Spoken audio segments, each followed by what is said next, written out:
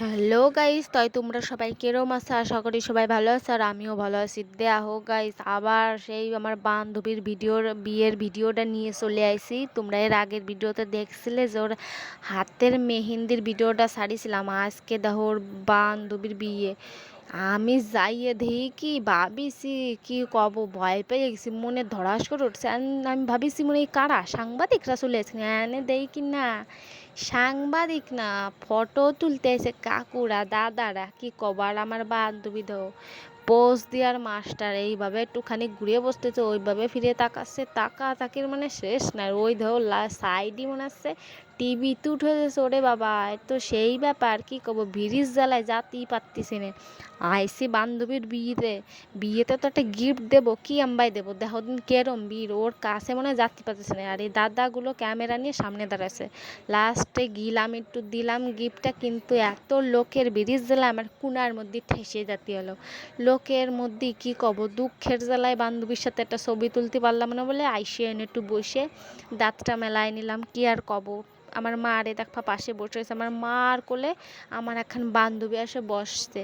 কে জায়গা পাচ্ছে না, কি আর আমার মা ওই কলো যে তাহলে আমার একটু কোলে বসা, আর আমি এনে একটু ভাব ভঙ্গি করে নিয়েছিলাম। কি আর করবো, ভালো লাগতেছিল না, বান্ধবীর সাথে একটু ছবি তুলতে পারলাম না। ফিরে দেখি আমার বান্ধবী আমার ডাকিছে যে বান্ধবী তাড়াতাড়ি আয়, আমার একটা ব্লাউজের হুক খুলে গেছে। কি আর বান্ধবী মানুষ ডাকছে যতক্ষণ, দুঃখে পড়ি আবার গিয়েছি যে বান্ধবীটার বিয়ে হয়ে যাচ্ছে, আর কবে দেখা হবে কি না হবে। যাইয়ে তারপরে দেখো দিন আমি লাগাই দিছি উকটা সামনে দিয়ে, এত লোক চলাচলতি করতেছে, ওর সাথে যে দুটে ভালো রে কথা কব সেই মানে জায়গাটাই নাই। কি কব তোমাকে, মানে মেজাজটা বিশাল খারাপ হয়ে গেছে, ছবি তুলতে পারিনি, দুঃখের জ্বালায় চলে আসে। ধো খাতি খাতি আসেও, কি কব, কপালে মোটে শান্তি নাই, গেছি বিয়ে একটু ছবি তুলতে পারিনি, ভালো রে খাতি পারেন। যাইয়ে ধো বসে রয়েছে, আর ওই ধো পিছনে ক্যাটারিং এর দাদারা এসে বসে রয়েছে, আর আমার বান্ধবী খিদের জ্বালায় মুহি হাত দিয়ে বসে রয়েছে। সবাই মানে মুখ উচরে বসে রয়েছে, আর ওনরা টিভির দিক তাকায় বসে রয়েছে, আমাকে খালি থাল দিয়ে বসা রয়েছে। তারপরে এই দাদা দাঁত মেলাতে মেলাতে আইসি এখন দিল ডিমির চপ। যে কি দেছো, কয় ডিমির চপ এই চাটনি দিয়ে ভরাই খাও। কি তারপরে এই যে লুচি মতন দিল, মনে হয় কি ঘুগনি দেছে নাকি কব না, আর এই সেমরি দেখো কাছে আমার একটু তোল কপাত করে গালের মধ্যে খানিক ভরিয়ে নিল। আমিও কি আরবো, তারপরে আমিও খানিকক্ষণ কাশি। ভাত আর ডাল দেশো কিরম দিয়া দেশে দেও দি, এত খানিককে আমি খাতির। ওই দেখো আমার মা বাবারে দেখা যাচ্ছে, দেখছো তোমরা আমার মা বাবা ওই কোনায় বসে রয়েছে। ইরা গাইস দেখো কিরম সাজিছে, আর আমার চেহারা খান দেখো, মনে আছে কি আমি জন্মদিনে গেছি, বিয়ে যায়নি। আমার সাজ খান দেখো, আর আমার বান্ধবীর সাজগুলো দেখো কিরম যে লাগতেছিল। বান্ধবীর বিয়ে যাব একটু রেডি সেডি হব, কোনো কিছুই মানে হয় নাই। ফিরে বান্ধবীরই কব, ফিরে যখন তুই অ্যানিভার্সারি করবি আমার কিন্তু সবার আগে কবি সুন্দর সাইজে একদম ফার্স্টে থাকবো, সবার আগে ছবি মবি তুলে সে টেলা, এই ব্যাপার। তারপরে দেখো আমি খাচ্ছি, পাইছি যতন কপা কপ মাইরে দিই, খাচ্ছি টইতা ওইতা একটা খাইছি, ভাত কিন্তু একটাও খাইনি।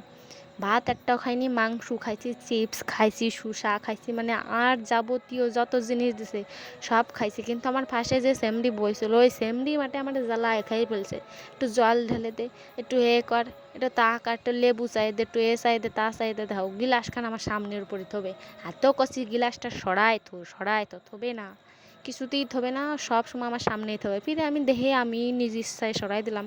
আর আমি এদিকে দেখো দাঁত মেলাতে মেলাতে খাচ্ছি, ভাবিছি যে পাইছি যাতে কোনো এমন খাওয়া দেবো যাতে 3-4 দিন খাওয়া না লাগে। বান্ধবীর বিয়েতে আইছি, খাইয়ে মানে 4 দিন খাওয়া না লাগবে সেরম ফিলে খাবো। তো খাতে খাতে আমার ভালোই লাগছে, বিশালই লাগছে সব কিছু, খালি দোষের মধ্যে ভাত খাইনি। আর যাবতীয় যা দিয়েছিল সব কিছু খাইয়ে ফেলছি, মিষ্টি দই আইসক্রিম যা যা দিয়েছিল সব খাইছি। আর কি করবো, যাতে যাতে অনেক লেট হয়ে গেছিলো, তো এই জন্যে তাও লাস্টে যা যা পাইছি সবই খাইছি।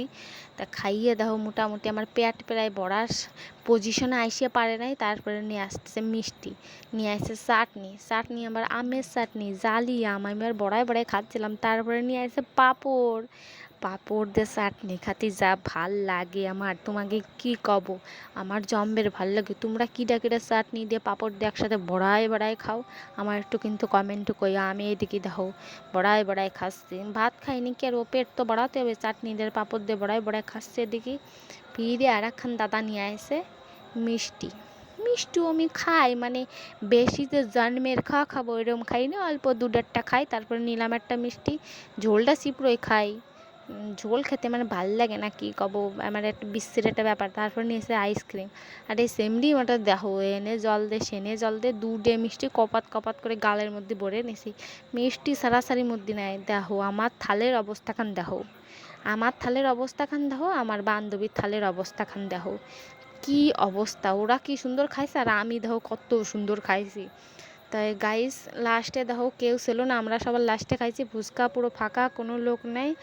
আমার ভিডিওটা কেমন লাগলো অবশ্যই কিন্তু কমেন্ট করে আমারে জানাইও, ঠিক আছে?